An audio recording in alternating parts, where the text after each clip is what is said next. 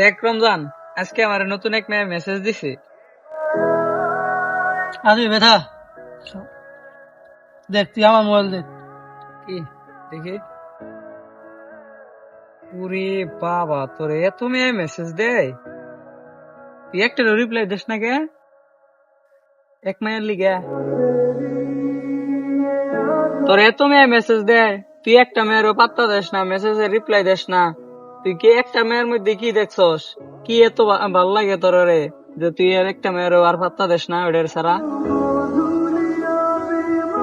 সত্যি এত মেয়ে মেসেজ দেয় দেখি, দেখ, আমার তো বিশ্বাস হয় না।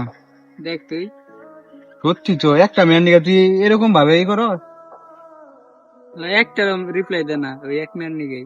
রমজান এক মেয়ের নিকা যে এত যে পাগলামি করতেছ, পরে দেখি বেলা এই মেয়ে তোরে শেখা দিয়ে থিয়া যাবো গা, তখন বুঝবি। সত্যি কইছস তুই, ওরে এই মেয়ে শেখা দিব, একবার ধ্বংস করে দিব ওরে। সত্যি এটাই হয়, শেষ মেশাতে এটাই কিন্তু হয়, এটা মনে রাখিস। আচ্ছা তুই একটা কথা কো আমারে, তুই যে এত পাগল হইছস এই মেয়ের লিগে, এই মেয়ের মধ্যে কি পাইছস তুই? সত্যি একটা কথা কো আমারে। স্বাধীন, তুই বললি না তার মধ্যে আমি কি দেখছি? আসলে তোরা তো কারো মায়ের পরশ নাই, তোরা কষ্ট প্রেম ভালোবাসা। তোরা একজনের মায়ের বোঝা দেখ, তাদের ছাড়া এক মুহূর্ত থাকতে পারবি না, এবং কি তাদের ছাড়া দ্বিতীয় কোনো মেয়েকে ভালো লাগবে না, তাকে ছাড়া কোনো কিছু চিন্তা করতে পারবি না।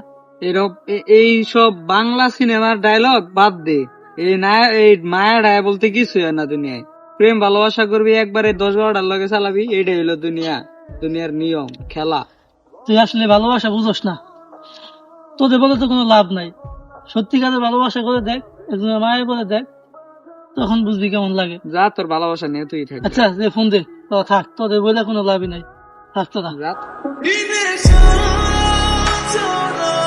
তোমরা বলো কি এমন আছে ওর মধ্যে? যখন নিজের মন একবার কাউকে পছন্দ করে, তখন না অন্য কাউকে ভালো লাগে, না অন্য কাউকে দেখতে ইচ্ছা করে।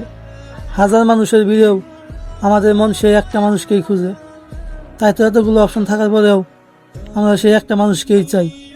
আমাদের মন শুধু সেই একটা মানুষের জন্যই অপেক্ষা করে, আর একেই বলে একতরফা ভালোবাসা, তাও আবার স্যাড লাভ।